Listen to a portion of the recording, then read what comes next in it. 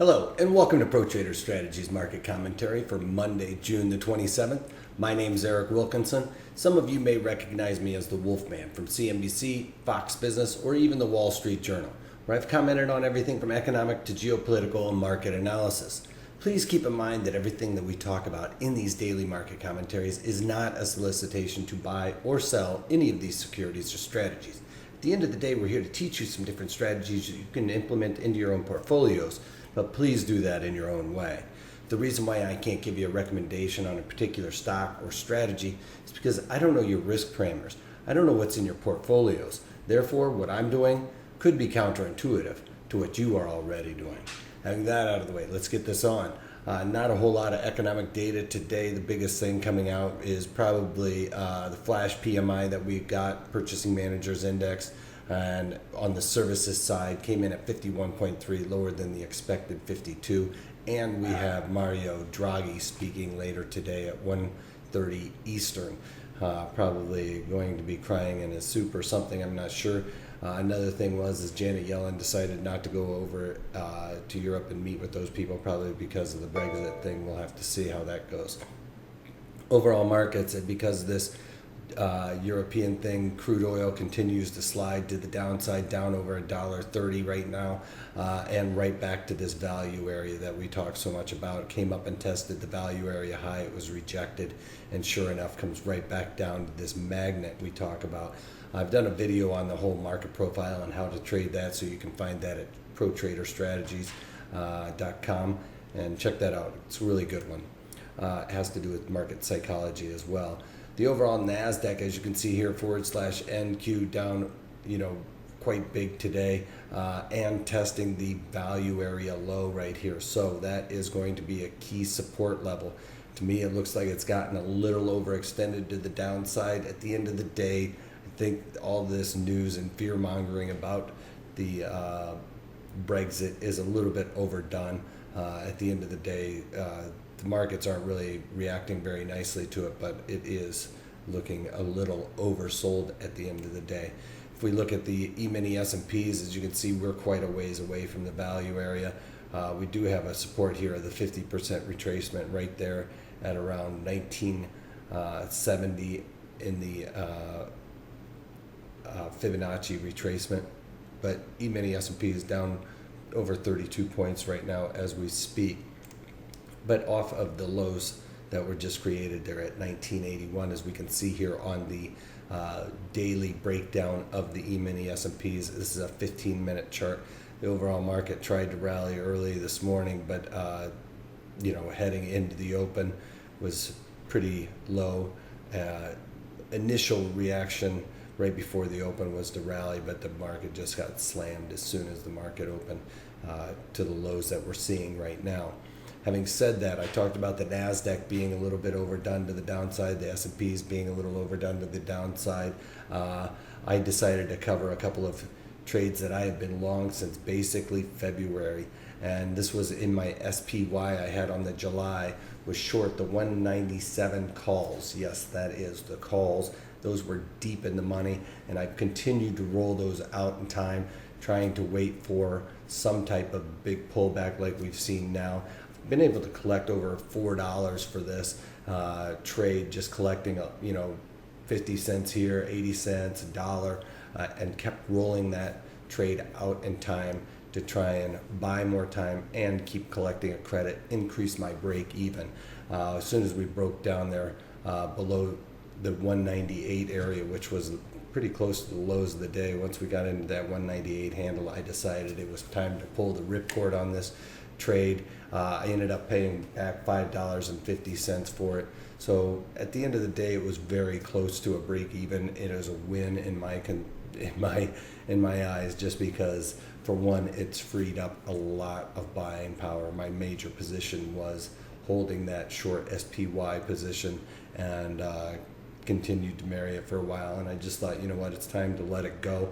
The market could continue to go down and actually test this value area low, but I'm looking to cover that. I think everything's just a little bit overdone at this point.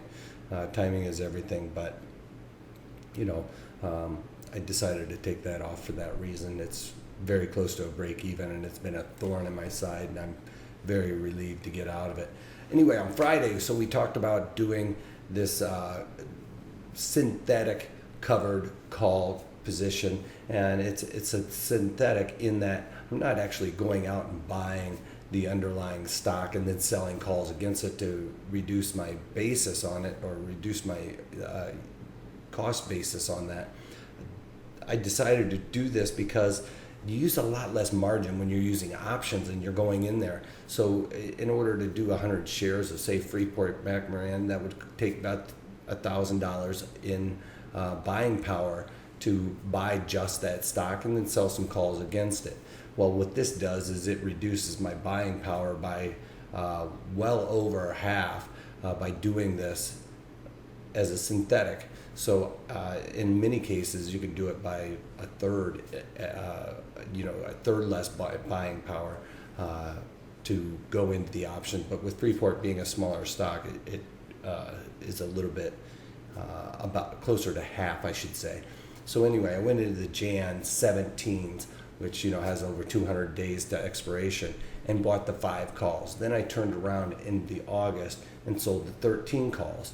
And the reason why I sell those 13 calls is reduce that cost basis and try and get those Jan 5 calls that I'm long for about the intrinsic value. And intrinsic value means what it's actually worth. So I paid $5.40 for it, and at the time it was right there at around $10.40. So I really had gotten that for right around the price that the underlying was trading. So now, yes, it is a losing trade, but anytime you go out and buy stock, at the end of the day, you do have losers and you do have winners. So when you go buy a stock, some people look at it like, I don't care if I lose a little bit of money, but for some reason, when they go into the options, as soon as the options start losing money, they get a little bit worried about it. But it's really the same thing. So we've created a synthetic position around that, and I'm going to look for Freeport McMoran to rally at least back to that value area and maybe even test that value area high. And in that regard, then I would be profitable. If it goes back down, and trades down to the $5 calls that I'm long, or goes even below that, those 5 calls will expire worthless, and I have no more risk to the downside. In that, if you were to buy the stock, you still have the risk all the way to zero. So you limited your risk, reduced your layout in your margin. So in that case, it has a better probability of profit, and it has a lower it has a higher return on capital, because if I'm profitable and it reaches those 13 calls to the upside that I'm short, that would be a higher return on capital than, say, I went out and bought the underlying outright. So in a situation where we have going on today, where people are a little bit worried to the downside, a lot of hedge funds use a different type of strategy where they get short stock. And a lot of people have heard, they get out there and they borrow stock to get short. They don't own it, but they're getting short that underlying to get them some negative deltas. Now remember, positive deltas means you're bullish to the upside. Negative deltas means negative to the downside. Now, a great portfolio that's really properly hedged should be about delta neutral. My portfolio is generally delta negative, so I'm usually bearish to the downside. Today I took off that SPY, and that gave me more positive delta in my overall portfolio.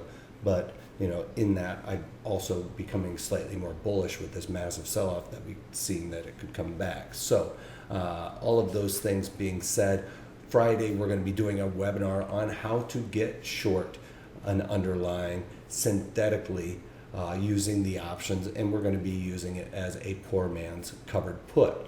Last Friday was a poor man's covered call. We had a lot of people get a lot out of that. And some people even said they got more out of it than just even the poor man's covered put, or poor man's covered call, because I talk about so many different other things relating to the market and different options. They knew how to do a poor man's covered call, but I added a little bit of value with some of the other things I talked about. So go to protraderstrategies.com, sign up for this poor man's covered put, and it will help you get short some underlyings, get some negative deltas into that portfolio. And if you really have a stock out there that you really don't like, it will be a great strategy to implement into anyone's portfolio. So that's all I got for you guys today.